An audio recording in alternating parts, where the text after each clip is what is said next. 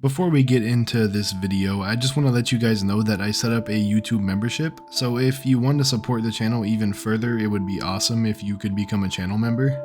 I made it as cheap as it would let me, to the point where the highest tier is just $5 a month. So if you have any extra money that you don't know what to do with, it would be much appreciated. You don't have to or anything, just watching the videos is enough, but I figured I would mention it if supporting the channel more than you already do is something that you would be interested in. So with that out of the way, let's jump into the video. What's going on, everybody? It's your boy Trippy, and we're here with another Naruto video. In this one, I think we have a really good matchup that could be argued in either character's favor depending on the angle you look at the fight.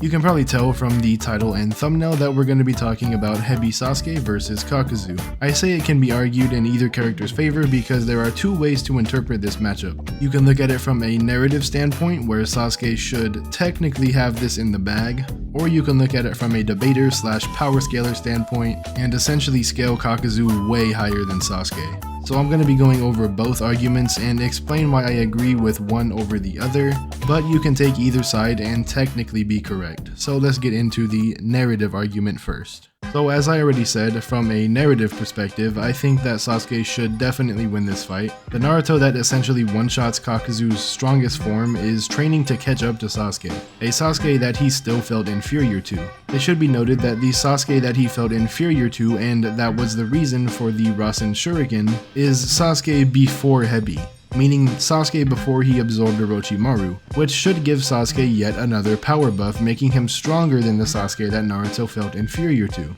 Naruto in this fight is fighting Kakuzu solo to prove to himself that he is improving, because Sasuke made him look and feel pathetic when they met after all those years. And Naruto did just that. He was even getting past Kakuzu's guard with a few clones, and he did it twice. It's also implied that base Kakashi with his 3 Tomos should give Kakuzu a run for his money, as they were fighting hand to hand pretty evenly. Plus, Kakashi also had to worry about like Hidan and Team 10 during their exchange, and he didn't even feel pressured to use his MS until Kakazu went into his strongest form. I also think that Hebi Sasuke clears this version of Naruto pretty handily. He has a clear speed advantage, and Naruto at the time couldn't throw the Rasen Shuriken. He would have to carry it in his palms, and it's not really implied that Naruto got any faster from the point that he met Sasuke again. He just made this new jutsu, and that's why he's stronger. I say this because Sasuke pretty much speed blitzed Naruto during their first encounter in Shippuden, so I don't see why this would be much different. Now back to the main topic. Sasuke is pretty much Kakuzu's weakness all around.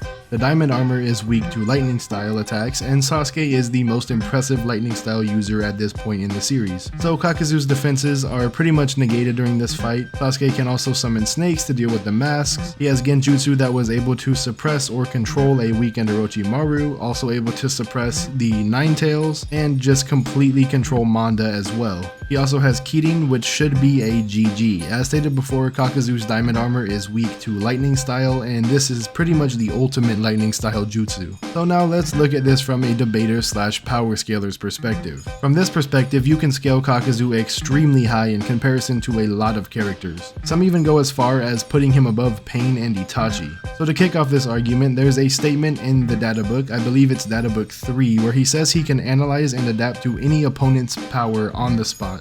This is supported when Shikamaru traps Kakuzu and Hidan and tries to distract them with paper bombs so that he can land his shadow possession. He uses a fake paper bomb tag and ends up trapping them, but Kakuzu hides one of his hearts and arms under the ground to counter this, despite not knowing exactly what Shikamaru had planned. Keep in mind, Shikamaru has been coming up with this plan for hours or possibly days, and his IQ is above 200, so the fact that it was countered this effortlessly is a testimony to how smart and adaptable Kakuzu is, and this is the only time that one of Shikamaru's plans actually ends up failing. This is just a battle IQ scale for him. Now let's get into the actual power scaling, because it can get pretty crazy with Kakuzu. To start this off, Kakuzu is easily able to harm Asuma when Hidan gets himself into trouble. Asuma is comparable to Hidan, and Kakashi says that Kakuzu is the stronger of the two. It's also stated that Asuma is on par with Kakashi. Asuma also states that both Hidan and Kakuzu are stronger than him, and Kakashi is stated to be the strongest jonin in the leaf. By this metric, Kakuzu is above Kakashi in strength. This is supported when Kakuzu stalemates Kakashi's strongest lightning style jutsu, the Raikiri,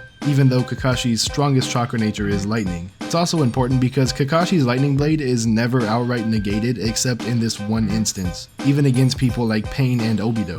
Kakazu is also above Biju level, as evident from when he pretty much had to solo the Two Tails, because Hidan did absolutely nothing during this encounter.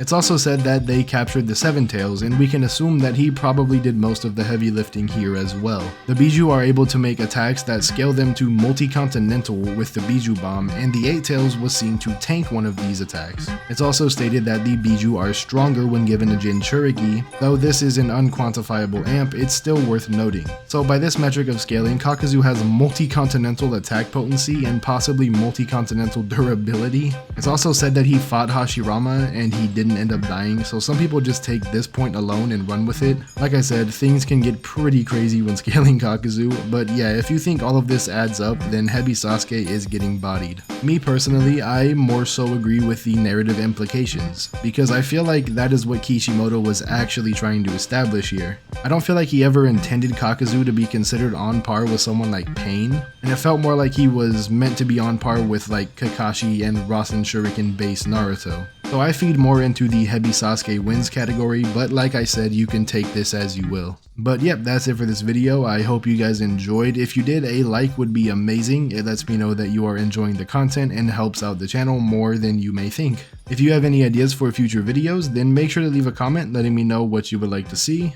Also, go check out some more content on the channel, and if you enjoy, then consider subscribing. It's completely free and helps the channel out a lot. If you want to support the channel even more, then become a channel member. It's really cheap, as I said before, and you'll get a shout out at the end of every video. Link for that will be in the description. Speaking of the description, there will also be a link to the Discord if you want to just hang out and talk with other Naruto and Boruto fans. But yeah, that is it for this video. I hope you guys enjoyed. Trippy out. I love y'all. Peace.